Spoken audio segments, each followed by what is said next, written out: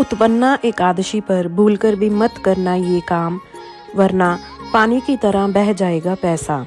नमस्कार दोस्तों, राधे राधे, जय श्री कृष्ण, जय श्री हरि विष्णु।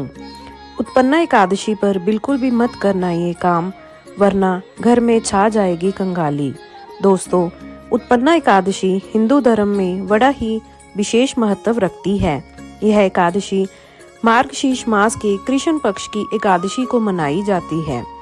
उत्पन्ना एकादशी का व्रत भगवान विष्णु की कृपा प्राप्ति और मोक्ष की प्राप्ति के लिए किया जाता है। यह व्रत भगवान विष्णु को समर्पित होता है और माना जाता है कि इस दिन व्रत रखने से व्यक्ति को कई तरह के पुण्य लाभ प्राप्त होते हैं। उत्पन्ना एकादशी का व्रत रखने वाले व्यक्ति को न केवल इस जन्म में बल्कि अगले जन्म में भी पुण्य फल मिलता है। यह व्रत विशेष रूप से उन लोगों के लिए फलदायी होता है जो आध्यात्मिक उन्नति और मोक्ष की कामना रखते हैं, लेकिन शास्त्रों में कुछ ऐसे कार्यों का वर्णन किया गया है जो कार्य भूलकर भी उत्पन्ना एकादशी के दिन नहीं करने चाहिए। अगर आप इन कार्यों को उत्पन्ना एकादशी पर कर देते हैं तो भगवान श्री हरि विष्णु जी और माता लक्ष्मी नाराज हो सकते हैं। इसके अलावा आपको शुभ परिणाम नहीं मिल सकते और आपको जीवन में कठिन समस्याओं का सामना करना पड़ सकता है।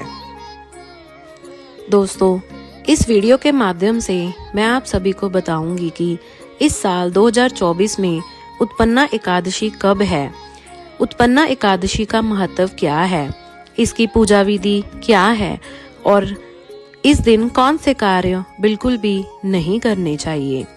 लेकिन उससे पहले अगर आप भी चाहते हैं कि जगत के पालनहार भगवान श्री हरि विष्णु जी का आशीर्वाद आप पर और आपके परिवार पर सदैव बना रहे, तो इस वीडियो को लाइक करें और चैनल को सब्सक्राइब कर लें और कमेंट बॉक्स में सच्चे दिल से लिखें जय श्री हरि विष्णु, जय लक्ष्मी माता और अपनी हाजिरी जरूर लगवाएं।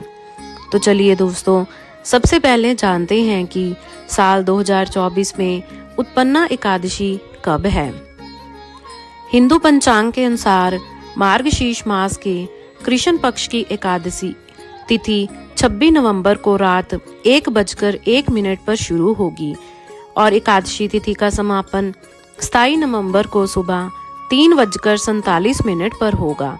ऐसे में उदय तिथि के अनुसार उत्पन्ना एकादशी का व्रत 26 नवंबर 2024 को ही रखा जाएगा।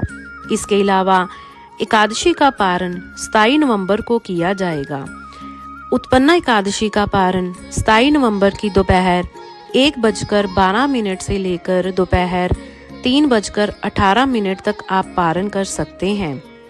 इसके अलावा उत्पन्ना एकादशी के पूजा के शुभ समय के बारे में बात करें तो 26 नवंबर सुबह 11:47 से दोपहर 12:29 तक आप कर सकते हैं। तो आइए दोस्तों, अब जानते हैं कि उत्पन्ना एकादशी का महत्व क्या है। हिंदू धर्म में उत्पन्ना एकादशी का व्रत अत्यधिक पुण्यदायक माना जाता है। उत्पन्ना एकादशी का महत्व इस बात से भी बढ़ जाता है कि यह देवी एकादशी के प्राकट्य का दिन है। यह व्रत व्यक्ति को सभी प्रकार के पापों से मुक्त कर सकता है और उसे मोक्ष की ओर ले जा सकता है। पौराणिक मान्यताओं के अनुसार इस दिन भगवान विष्णु के अंश से एक देवी उत्पन्न हुई थी जिसे एकादशी कहा जाता है। दरअसल जब भगवान विष्णु 4 माह की योग निद्रा में थे तो मुर नामक एक राक्षस उन पर आक्रमण करने आया। ऐसे में विष्णु जी के शरीर से दिव्य स्वरूपा देवी की उत्पत्ति हुई थी जिन्होंने दैत्य का वध कर दिया था। इसके बाद जब भगवान विष्णु अपनी योग निद्रा से जागे तो वह देवी के ऊपर अति प्रसन्न हुए और उन्हें देवी एकादशी के रूप में पूजा करने का वरदान दिया। मान्यता है कि उत्पन्ना एकादशी का विधिवत व्रत रखने से जो जातक भगवान विष्णु की पूजा करते हैं तो उन्हें हर एक दुख दर्द से निजात मिल जाती है और सुख समृद्धि की प्राप्ति होती है। इसके अलावा यह व्रत मन और आत्मा की शुद्धि के लिए भी रखा जाता है। इसको करने से मानसिक शांति बढ़ती है और साथ ही बुरे कर्मों का नाश होता है और वह भगवान के प्रति समर्पित होता है। स्वास्थ्य की दृष्टिकोण से देखें तो उत्पन्ना एकादशी व्रत रखने से न केवल धार्मिक लाभ होता है बल्कि यह स्वास्थ्य के लिए भी फायदेमंद है। एकादशी पर आहार नियंत्रण से शरीर को शुद्धि का मौका मिलता है और उपवास शरीर के लिए एक तरह का प्राकृतिक डिटॉक्स है। तो दोस्तों, ये था उत्पन्ना एकादशी का महत्व। चलिए अब जानते हैं उत्पन्ना एकादशी की पूजा विधि के बारे में। उत्पन्ना एकादशी के दिन ब्रह्म मुहूर्त में उठकर स्नान करें। स्नान के बाद स्वच्छ वस्त्र पहनें और पूजा के लिए तैयार हो जाएं। उत्पन्ना एकादशी का व्रत लेने से पहले भगवान विष्णु का ध्यान करके व्रत का संकल्प करें। फिर पूजा स्थल को स्वच्छ करें और वहां दीपक, अगरबत्ती, फूल, फल आदि रखें। यदि संभव हो तो मंदिर में भगवान विष्णु की मूर्ति या चित्र स्थापित करें। साथ ही पूजा में भगवान विष्णु का ध्यान करें और उसे नमन करें। इसके अलावा भगवान विष्णु को तुलसी के पत्ते, नारियल, मिष्ठान, फल, दूध, शहद और जल, चावल अर्पित करें। साथ ही यदि संभव हो तो भगवान विष्णु के 1000 नामों का पाठ करें। यदि वह कठिन हो तो ओम नमो भगवते वासुदेवाय मंत्र का जाप करें। उत्पन्ना एकादशी के दिन विशेष रूप से भगवत गीता के कुछ श्लोक या विष्णु सहस्त्र नाम का पाठ करने से पूजा का महत्व बढ़ता है। साथ ही यदि संभव हो तो उत्पन्ना एकादशी के दिन रात्रि में जागरण करने का भी महत्व है।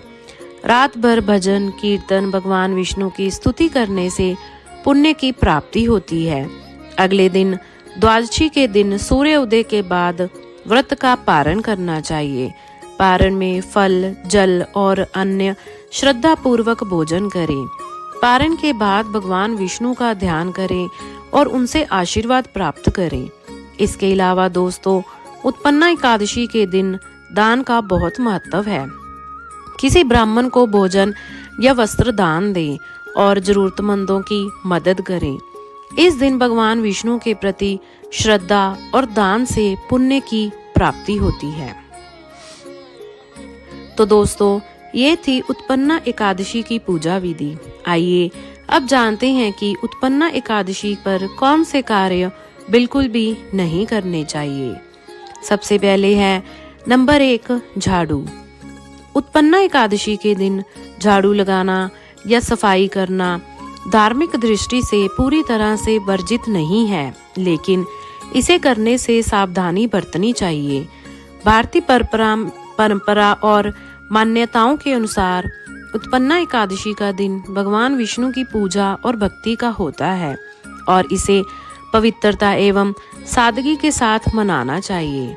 आपको बता दें कि झाड़ू लगाना अशुभ नहीं माना गया है, लेकिन इसे सूर्योदय से पहले या पूजा के बाद करने की सलाह दी जाती है। ऐसे इसलिए क्योंकि दिन भर पूजा और व्रत का माहौल बना रहता है और पवित्रता बनाए रखने पर जोर दिया जाता है। यदि सफाई आवश्यक हो तो इसे बिना किसी अशुद्धता फैलाए सावधानी पूर्वक करना चाहिए। लेकिन आपको इस बात का विशेष रूप से ध्यान रखना चाहिए कि पूजा स्थल और पवित्र स्थानों की सफाई से बचें और सूर्योदय के बाद झाड़ू लगाने से बचें। इसके अलावा धार्मिक कार्यों और पूजा के दौरान पवित्रता बनाए रखें। नंबर 2, बैंगन का सेवन। दोस्तों, शास्त्रों में बैंगन को अशुभ माना गया है। ऐसे में उत्पन्ना एकादशी तिथि पर बैंगन का सेवन नहीं करना चाहिए। इसके अलावा उत्पन्ना एकादशी पर ब्रह्मचर्य का पालन करना चाहिए और बैंगन काम प्रवृत्ति को बढ़ाता है। इसलिए उत्पन्ना एकादशी तिथि पर धार्मिक दृष्टि से बैंगन खाना उचित नहीं है। उत्तेजनावर्धक होने की वजह से बैंगन को धार्मिक दृष्टि से अशुद्ध माना गया है। अगर आप गलती से भी उत्पन्ना एकादशी पर बैंगन का सेवन कर लेते हैं तो आपको शुभ परिणाम की जगह अशुभ परिणाम देखने को मिलते हैं, जिससे आपका जीवन दुर्भाग्य में भी बदल सकता है और आपको आर्थिक तंगी जैसी समस्याओं का सामना करना पड़ सकता है। अगर आप व्रत नहीं भी रखते, बस पूजा अर्चना करते हैं, तब भी शरीर और तन मन में शुद्धता बनाई रखनी चाहिए। नंबर 3, अनाज और चावल का सेवन। उत्पन्ना एकादशी पर अनाज और चावल का सेवन करना वर्जित माना गया है। धार्मिक मान्यता है कि उत्पन्ना एकादशी के दिन अनाज में पाप वास करता है और इसका सेवन व्रत को खंडित करता है। इसके अलावा पुराणों के अनुसार चावल में चंद्रमा का वास होता है और एकादशी तिथि पर चंद्रमा कमजोर स्थिति में होता है, इसीलिए उत्पन्ना एकादशी पर चावल का सेवन निषिद्ध माना गया है। साथ ही व्रत के दिन अनाज का त्याग शरीर और मन को शुद्ध करने में मदद करता है। अगर आप अनाज का त्याग करके भगवान श्री हरि विष्णु की पूजा अर्चना करते हैं तो आपको शुभ परिणाम देखने को मिलते हैं और भगवान विष्णु की भी असीम कृपा प्राप्त होती है। नंबर 4, पूजा में लापरवाही। दोस्तों, उत्पन्ना एकादशी के पावन दिन पर भगवान विष्णु की पूजा और आराधना में लापरवाही करना वर्जित है। अगर आप पूजा अर्चना करते समय लापरवाही करते हैं तो आप भगवान विष्णु की कृपा से वंचित रह सकते हैं, जिससे आपको गंभीर परिणाम देखने को मिल सकते हैं। नंबर 5, दान पुण्य में कंजूसी। उत्पन्ना एकादशी पर दान पुण्य का विशेष महत्व होता है। उत्पन्ना एकादशी के दिन किसी भी जरूरतमंद को दान ना देना अशुभ माना जाता है। अगर आप इस दिन दान करते हैं तो आपको जीवन में शुभ फलों की प्राप्ति होती है और अगर आप दान करते हैं तो व्रत का फल कई गुना बढ़ जाता है। लेकिन आपको दान किसी जरूरतमंद व्यक्ति को ही करना चाहिए। जरूरतमंदों की मदद करने से आत्मा को शांति और संतोष मिलता है। नंबर 6, देर तक सोना। उत्पन्ना एकादशी के दिन आपको देर तक सोने से बचना चाहिए। इस दिन आपको ब्रह्म मुहूर्त में उठकर स्नान करके भगवान की पूजा अर्चना करनी चाहिए। ऐसा करने से आपके घर में सकारात्मक ऊर्जा का वास होगा, जिससे आपके घर में सुख शांति का माहौल बना रहेगा। नंबर 7, लहसुन और प्याज का सेवन। दोस्तों, उत्पन्ना एकादशी के दिन लहसुन और प्याज का सेवन बिल्कुल भी नहीं करना चाहिए, क्योंकि लहसुन और प्याज तामसिक भोजन की श्रेणी में आता है। अगर आप उत्पन्ना एकादशी के पवित्र दिन पर लहसुन प्याज का सेवन करते हैं तो आपको भगवान श्री हरि विष्णु के साथ साथ माता लक्ष्मी के क्रोध का भी सामना करना पड़ सकता है। इस दिन केवल आपको फलाहार या सात्विक भोजन ही करना चाहिए। नंबर 8, काले वस्त्र। दोस्तों, ज्योतिष शास्त्र में काले रंग को अशुभ माना जाता है। ऐसे में आपको उत्पन्ना एकादशी के दिन भूलकर भी काले रंग के वस्त्र नहीं पहनने चाहिए और ना ही काले रंग के वस्त्र की खरीदारी करनी चाहिए। यदि संभव हो तो भगवान विष्णु की पूजा पीले वस्त्र पहनकर ही करनी चाहिए। इसी प्रकार पूजा में पीले पुष्प, पीले फल, पीली मिठाई आदि का भोग भगवान विष्णु को लगाना चाहिए। इसके अलावा यह भी कहा जाता है कि भगवान श्री हरि विष्णु की पूजा में लगाए जाने वाला भोग तब तक अधूरा माना जाता है जब तक आप उसमें विष्णु प्रिय माने जाने वाले तुलसी दल साथ में नहीं चढ़ाते हैं। लेकिन ध्यान रहे कि तुलसी दल आपको एक दिन पहले ही तोड़ लेनी चाहिए, जिससे आपको अशुभ परिणाम नहीं मिलेंगे। नंबर 9, तुलसी का सेवन। तुलसी को भगवान विष्णु अति प्रिय है और भगवान विष्णु को भी तुलसी जी अति प्रिय है। इसलिए आपको इस बात का विशेष ध्यान रखना चाहिए कि एकादशी के दिन तुलसी में जल नहीं देना चाहिए और इस दिन तुलसी का सेवन भी नहीं करना चाहिए। मान्यता है कि तुलसी जी भी इस दिन व्रत रखती हैं। नंबर 10, मांसाहारी और शराब का सेवन। उत्पन्ना एकादशी के दिन व्रत में मांस, मछली, अंडा और शराब जैसे पदार्थों का सेवन पूरी तरह से वर्जित माना जाता है। मांसाहार और शराब का सेवन मानसिक और शारीरिक अशुद्धि का कारण बनता है। भगवान विष्णु की पूजा करते समय शुद्धता और पवित्रता का पालन अनिवार्य है और मांस, शराब का सेवन व्रत को अपवित्र करता है। इसके अलावा मांसाहार और शराब से परिवार में अशांति का वातावरण बन सकता है। नंबर 11, झूठ बोलना और छल कपट करना। उत्पन्ना एकादशी के दिन पर झूठ बोलने, धोखा देने और छल कपट करने से बचना चाहिए। झूठ और छल किसी भी धार्मिक कार्य को खंडित करता है।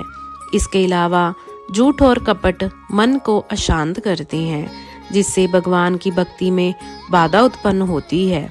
साथ ही झूठ बोलने और धोखा देने से सामाजिक रिश्तों पर नकारात्मक प्रभाव पड़ता है। इसके अलावा इस दिन नाखून, बाल या दाढ़ी नहीं कटवाने चाहिए।